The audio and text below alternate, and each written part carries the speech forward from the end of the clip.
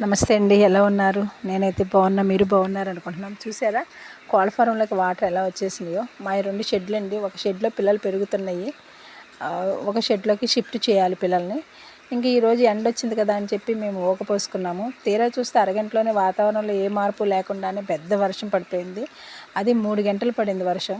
ఇంకా చూడండి, సూర్య నీళ్ళన్నీ కలిసి ఒక కాలువలాగా అయిపోయింది.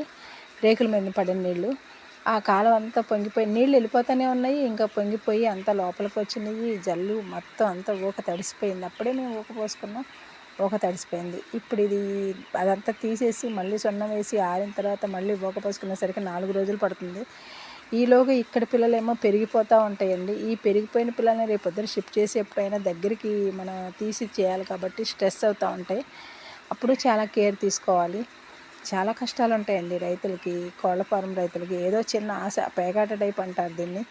ఒక బ్యాచ్ కాకపోతే ఇంకొక బ్యాచ్ కలుస్తుంది అన్న చిన్న ఆశతోటి